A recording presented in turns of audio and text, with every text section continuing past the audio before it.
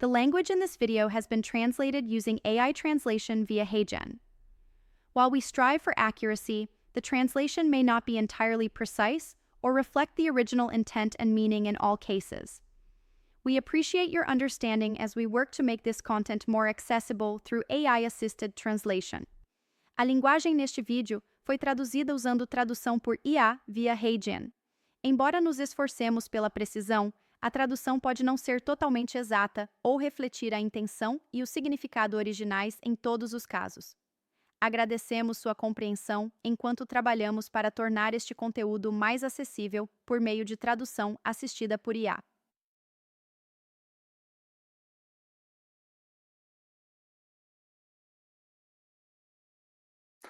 Certo, então bem-vindos de volta.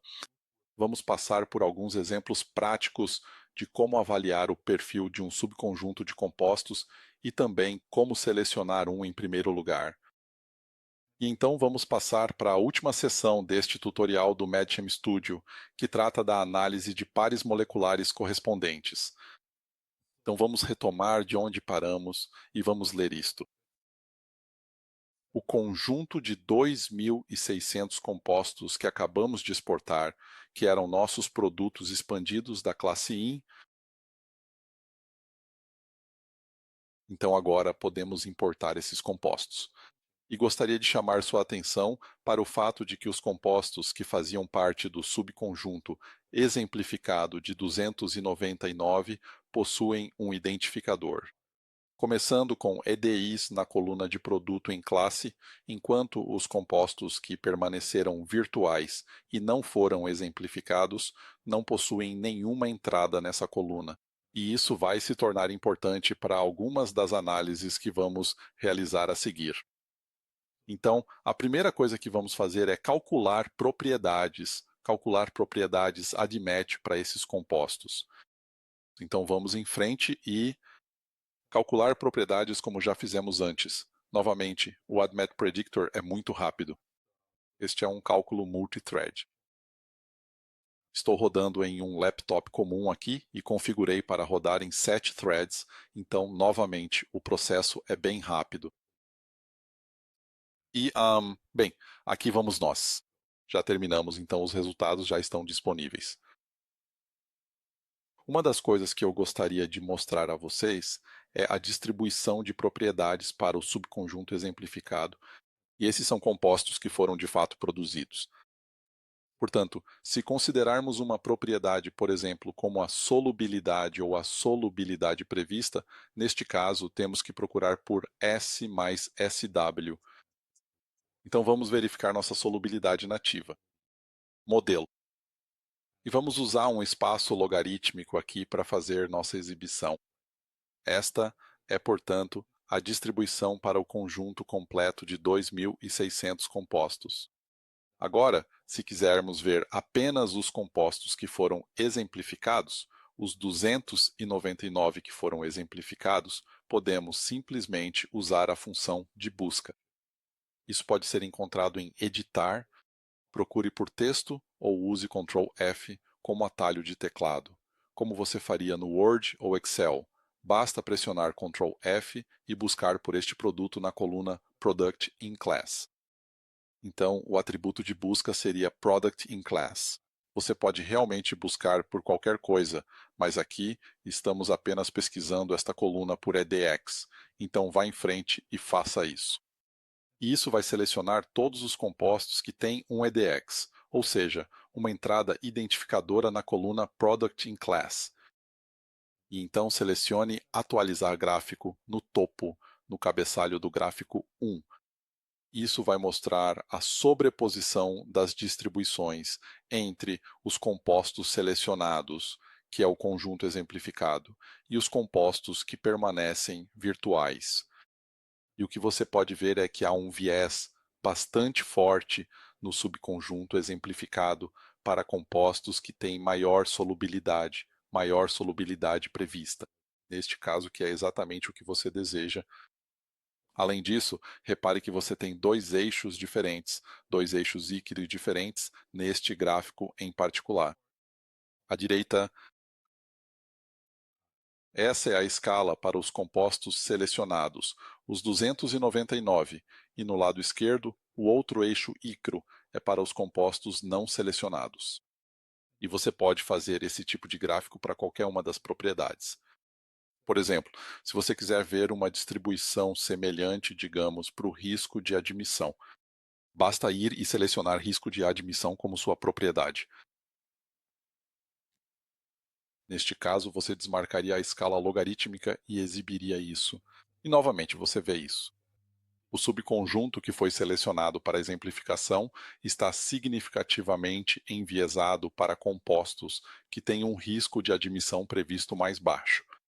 Então, como você pode ver, houve muito trabalho envolvido no design desse subconjunto. E o que eu gostaria de mostrar a seguir é como você pode selecionar um subconjunto próprio. Então, isso é feito de forma bastante simples. A primeira coisa que precisamos fazer é ir para a química e voltar ao que usamos antes, que é a nossa opção de gerar classes. E o que fizemos antes foi realmente o agrupamento, mas agora sabemos que estamos lidando com um único agrupamento. Todos esses compostos realmente vieram da classe 1 anterior. Então, todos esses compostos são realmente um único agrupamento. Então, neste caso específico, vamos selecionar superclasse única como nossa opção para gerar classes e você logo verá por que estamos fazendo isso. E agora, se formos para as classes, é claro, só temos uma classe. E neste ponto você precisa definir claramente o que será utilizado como o esqueleto essencial para de fato construir. Dividir os compostos ou para analisar os compostos. Em termos de, você sabe, né, representação de núcleo e grupo R. E a maneira de fazer isso agora é com o botão direito do mouse, vá até esqueletos e você pode definir seu esqueleto usando a subestrutura comum máxima. Então vá em frente e faça isso. Você pode deixar as configurações padrão como estão e selecionar isso. E agora este é o nosso esqueleto. Então gostaria de chamar sua atenção para algo um pouco mais avançado. Se você estiver lidando, por exemplo, com um esqueleto e tiver um grupo etil e, digamos, um grupo propil, e se você usar essa abordagem MCS, abordagem de subestrutura comum máxima para identificar seu núcleo, provavelmente ela identificará o esqueleto estendido com o grupo etil como o núcleo e então terá apenas um hidrogênio e um substituinte metil em vez do etil e propil, que é a forma como você realmente gostaria que fosse feito. Então, se você se deparar com esse tipo de situação, você pode realmente editar esse núcleo manualmente. Da mesma forma, em Scaffold, você pode refinar ou modificar a definição do seu núcleo usando uma técnica de laço. Por exemplo, aqui, se decidirmos que, em vez de todo esse conjunto de compostos ser o núcleo, na verdade queremos apenas isto como núcleo. Então, você também pode fazer isso. Então, novamente, você pode fazer alguns ajustes manuais na forma como o scaffold foi identificado. Então, vamos apenas cancelar aqui, deixar do jeito que está. Então, neste ponto, podemos ir para nossas tabelas porque já definimos nosso núcleo.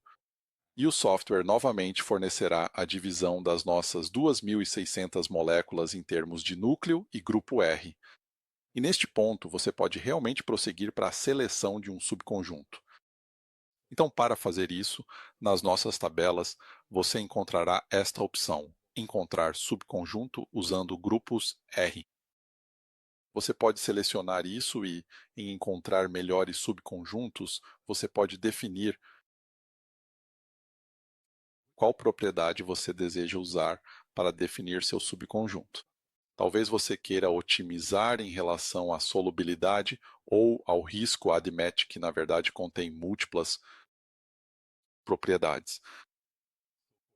Então, por exemplo, se quisermos usar o risco ADMET, usaremos um número mínimo de posições R não restritas como 1, número máximo como 3. Temos um total de 4.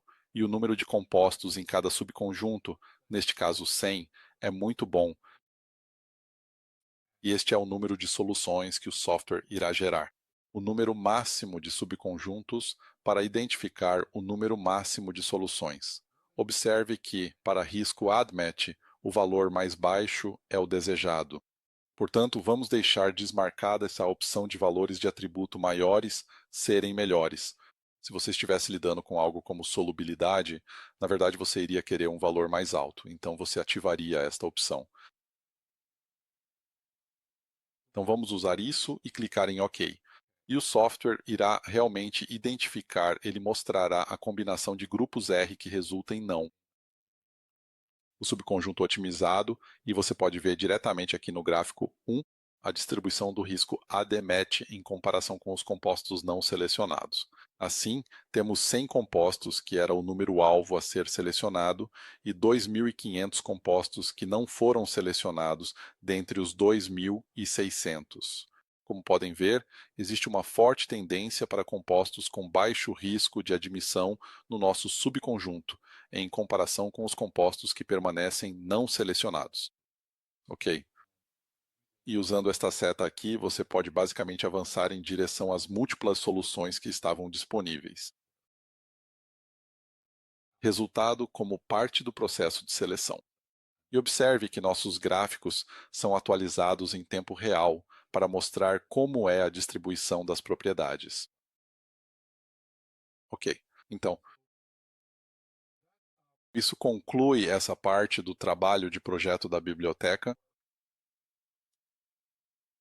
Vamos mudar de assunto agora e eu gostaria de mostrar algumas coisas sobre o MET, análise de pares moleculares, também conhecida como detecção de declives de atividade ou de propriedade.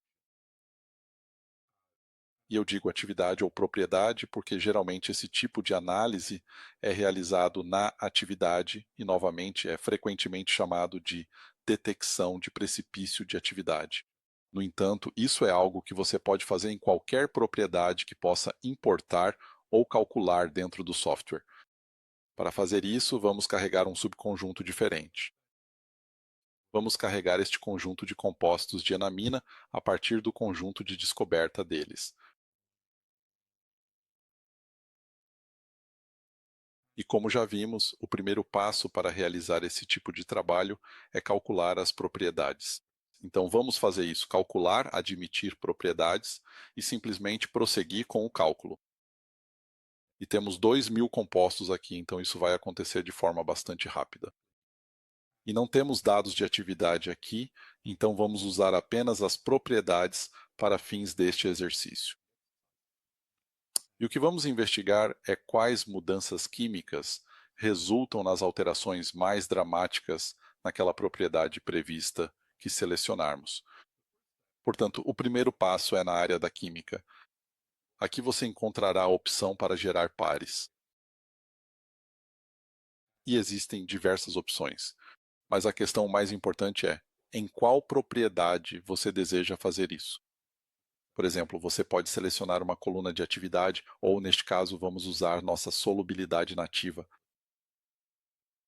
Portanto, se estiver satisfeito com os parâmetros, basta clicar em OK. E esse cálculo também é multithread. Então, estamos usando todas as 7 threads, então o processo será muito rápido. E os resultados podem ser encontrados na nossa aba de pares aqui. Então, se você selecionar esta opção, verá quais alterações serão feitas.